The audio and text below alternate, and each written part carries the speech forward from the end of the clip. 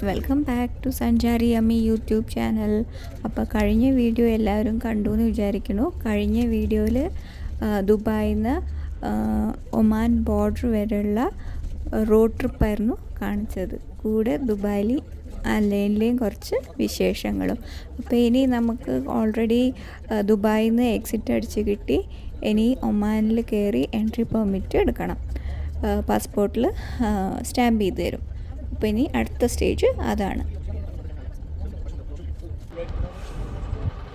അങ്ങനെ എൻട്രി കിട്ടി ഒമാനിൽ. അപ്പോൾ ബാക്കി എല്ലാവരും ചെയ്തു വരട്ടെ. അതുവരെ നമുക്കിവിടെ കുറച്ച് വീഡിയോ ഫോട്ടോ സെക്ഷനൊക്കെ ആവാമല്ലേ. എല്ലാവരുടെയും പാസ്പോർട്ടിൽ എൻട്രി ഒക്കെ അടിച്ച് കിട്ടി. ഇനി അത് കഴിഞ്ഞിട്ട് ഇവിടെ ബാഗേജ് ചെക്കിംഗ് ഉണ്ട്. അപ്പോൾ നമ്മുടെയൊക്കെ ലഗേജ് ഓപ്പൺ ചെയ്ത് കാണിച്ചു കൊടുക്കണം. അവർ ചെക്ക് ചെയ്യും. എന്നിട്ട് ഇവിടുന്ന് അങ്ങോട്ട് കടത്തി വിടുള്ളൂ. നമ്മളിപ്പോൾ ഉള്ളത് മെസാജ് ജബൽ അഫീത്ത് ബോർഡർ കൂടെയാണ് ഒമാനിലേക്ക് ക്രോസ് ചെയ്യുന്നത്. ഇത് UAE-ന്ന് ഡയറക്റ്റായിട്ട് ഒമാനിലെ മെയിൻലാൻഡായ നിസ്വ, മസ്കറ്റ്, സലാല റൂട്ട്സിലേക്ക് കണക്ട് ചെയ്യുന്നു. ദുബായിൽ നിന്ന് വരുമ്പോൾ E66 ദുബായ് അലൈൻ റോഡ് കൂടെയാണ് ഇങ്ങോട്ടേക്ക് വരിക. അപ്പോൾ ഒഫീഷ്യലി നമ്മൾ ഇവിടുന്ന് ഒമാനിലേക്ക് കടന്നിരിക്കുകയാണ്. അപ്പോൾ once again welcome back to സഞ്ചാരി അമ്മീസ് ഒമാൻ ട്രാവൽ സീരീസ്. ഒമാൻ എന്ന് പറയുന്നത് UAE റെസിഡൻസിന് എസ്പെഷ്യലി ഫ്രീക്വൻ്റ്ലി വിസിറ്റ് ചെയ്യുന്ന ഒരു സ്ഥലമാണ്. എസ്പെഷ്യലി സലാല, മൊസൻഡം ഇങ്ങോട്ടേക്കാണ് അധികവും ആൾക്കാർ ട്രാവൽ ചെയ്യാറ്, പ്രത്യേകിച്ച് വിൻ്റർ ടൈമിൽ. മസ്കറ്റിലും ട്രാവൽ ചെയ്യാറുണ്ട്. പക്ഷേ നമുക്ക് UAE-ന്ന് കൂടുതൽ ഓഫേഴ്സും കാര്യങ്ങളും ഒക്കെ ട്രാവലൊക്കെ ഉള്ളത് വരുന്നത് മൊസന്തത്തിലേക്കും പിന്നെ സലാലയ്ക്കുമാണ്. അതിൽ സലാലയായിരിക്കും എനിക്ക് തോന്നുന്നു ഇവിടെയുള്ള UAE റെസിഡൻസ് അധികവും പോയിട്ടുണ്ടാവുക. കാരണം അതൊരു മിനി കേരള ആണല്ലോ. ഒമാൻ ബോർഡർ ക്രോസ് ചെയ്ത് കഴിഞ്ഞാൽ ഒമാനിൽ ഫസ്റ്റ് വരുന്ന ടൗണാണ് ഇബ്രി ടൗൺ. അതൊരു 30-35 കിലോമീറ്റർ ഉണ്ട് ഡിസ്റ്റൻസ്. ഏകദേശം ഒരു 25-30 മിനിറ്റ് കൊണ്ട് ഡ്രൈവ് ചെയ്തെത്താൻ പറ്റും. അവിടെ നിന്ന് നമുക്ക് ഫുഡും ഒക്കെ കഴിക്കാം. അതും കഴിഞ്ഞിട്ടാണ് നിസ്വ വരുന്നത്. അതും കഴിഞ്ഞിട്ടാണ് മസ്കറ്റ്. എഗെയിൻ സലാല എന്ന് പറയുന്നത് അതിനേക്കാളും ഫർദർ ആണ്. സലാലയ്ക്ക് ബൈ റോഡ് ഫ്രം ദുബായ് ഏകദേശം 1250 കിലോമീറ്റർ ഉണ്ട്. അങ്ങനെ ലഞ്ച് കഴിക്കാൻ വേണ്ടി നിർത്തിയതാണ്. നമ്മൾ ഒമാൻ ബോർഡറൊക്കെ ക്രോസ് ചെയ്ത് കുറച്ച് ഇങ്ങോട്ടേക്ക് വന്നു. അപ്പം ഇനി ഫുഡെല്ലാം കഴിച്ച് വീണ്ടും യാത്ര തുടങ്ങും.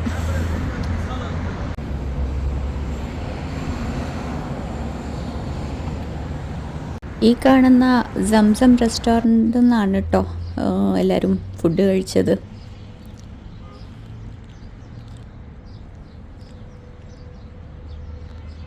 അങ്ങനെ ഫുഡെല്ലാം കഴിച്ചു. ഞാനൊരു പൊറോട്ട സാൻഡ്വിച്ചാണ് മേടിച്ചത്. ഞാൻ ഒറ്റയ്ക്കല്ലേ. ബിരിയാണിയൊക്കെ മേടിച്ച പകുതി വേസ്റ്റാവും. ഫുഡ് വേസ്റ്റ് ചെയ്യാൻ പാടില്ലല്ലോ. അതുകൊണ്ട് ഒരു പൊറോട്ട സാൻഡ്വിച്ചിൽ ഒതുക്കി. അപ്പോൾ ഇനി ഇവിടുന്ന് യാത്ര തുടങ്ങാൻ പോവാണ്. കുറേ പേർ കഴിച്ച് കഴിഞ്ഞിട്ടില്ല, വെയിറ്റ് ചെയ്യണം. എല്ലാവരും വന്നിട്ട് നമുക്ക് യാത്ര തുടരാം.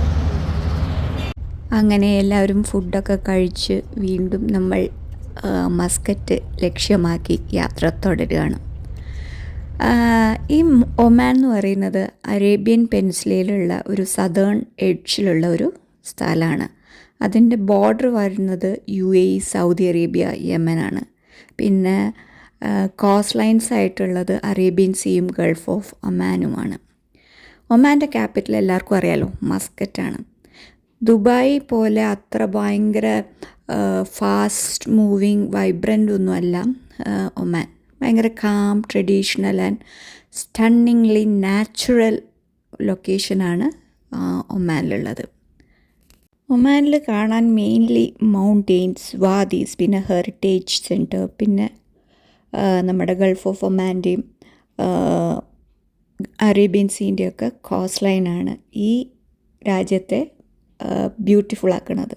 ഒമാനും യു എയും തമ്മിൽ കമ്പയർ ചെയ്യുമ്പോൾ ഒമാൻ എന്ന് പറയുന്നത് കാം, ട്രഡീഷണൽ, നേച്ചർ ഫോക്കസ്ഡ് ഒക്കെയാണ്. പക്ഷേ യു എ എന്ന് പറയുന്നത് fast, modern, global, luxury driven ഒക്കെയാണ്. എന്ന് പറഞ്ഞാൽ peaceful mountain villages versus 24/7 world city എന്ന് വേണമെങ്കിൽ പറയാം.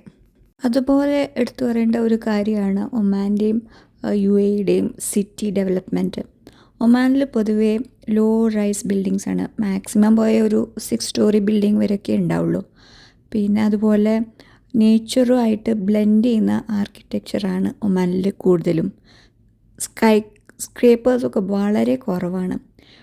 എന്ന് യു എ ആയിട്ട് അതുപോലെ കമ്പയർ ചെയ്യുമ്പോൾ iconic sky lines, mega projects, luxury malls, constant ഡെവലപ്മെൻറ്റാണ് യു എയിൽ നടന്നുകൊണ്ടിരിക്കുന്നത്. യു എനെ കമ്പയർ ചെയ്യുമ്പോൾ ഒമാനിൽ ഒരുപാട് മൗണ്ടെയ്ൻസ് ഉണ്ട്. വാദി, ഡെസേർട്ട്, പിന്നെ അൺടച്ച് ബീച്ചസ് ഒക്കെ ഉണ്ട്. പിന്നെ ക്രൗഡും കുറവാണ്, മോർ ഒത്തൻറ്റിക്കാണ്. പക്ഷേ യു എയിലെന്ന് പറഞ്ഞാൽ more resorts and artificial islands ഒക്കെയാണ് അധികം കൂടുതലുള്ളത്. പിന്നെ ഈസിയർ ആൻഡ് പോളിഷ് ടൂറിസമാണ് യു എയുടെ. അപ്പോൾ ഒറ്റവാക്കിൽ പറയുകയാണെങ്കിൽ പീസ്, കൾച്ചർ ആൻഡ് നേച്ചർ വേണമെങ്കിൽ നിങ്ങൾക്ക് ഒമാൻ ചൂസ് ചെയ്യാം. അതല്ല, opportunity, speed and global life ആഗ്രഹിക്കുന്ന ആൾക്കാരാണ് നിങ്ങളെങ്കിൽ യു എ ഓപ്റ്റ് ചെയ്യാം. ഒമാനിൽ ഏകദേശം 500 കൂടുതൽ ഫോർട്ട്സും കാസിൽസും വാച്ച് ടവറും ഒക്കെ ഉണ്ട്. അതിൽ മസ്റ്റ് സീ ആയിട്ടുള്ള ഫോർട്ടാണ് നിസ്വ, അതുപോലെ തന്നെ ബഹ്ല ഫോർട്ട്. ഈ കാണുന്നതാണ് ബഹ്ല ഫോർട്ട്. ഇത് യുനെസ്കോ വേൾഡ് ഹെറിറ്റേജ് സൈറ്റിൽ പെട്ട ഒരിടം കൂടിയാണ്. ഇത് ഉണ്ടാക്കിയത് 12-15 നൂറ്റാണ്ടിൻ്റെ ഇടയിലാണെന്ന് കരുതപ്പെടുന്നു. ബനു നെബാൻ ട്രൈബാണ് ഇത് ഉണ്ടാക്കിയത്. ലോകത്തിലെ one of the largest mud brick ഫോർട്ടാണ് ഇത്. ഒമാനി പവറിൻ്റെയും ഡിഫൻസിൻ്റെയും ഗവൺമെൻസിൻ്റെയും ഒക്കെ ഒരു സിമ്പിളായിട്ട് ഈ ഫോർട്ട് നിലകൊള്ളുന്നു. നിങ്ങൾ റോഡ് ട്രിപ്പൊക്കെ ഇഷ്ടപ്പെടുന്ന ആൾക്കാരാണെങ്കിൽ ഈ വഴി ഈ ഒമാൻ്റെ മൗണ്ടെയ്ൻസിൻ്റെ ഇടയിൽ കൂടെയുള്ള driving one of the best experience ആയിരിക്കും. ഒമാൻ അറിയപ്പെടുന്നത് ജ്വൽ ഓഫ് അറേബ്യൻ പെനിൻസുല എന്നാണ്. എന്തുകൊണ്ടെന്നാൽ breathtaking landscapes, rich history, timeless culture and authentic experience തരുന്ന ഒരു അൺഫോർഗെറ്റബിൾ ട്രഷറാണ് ഒമാൻ.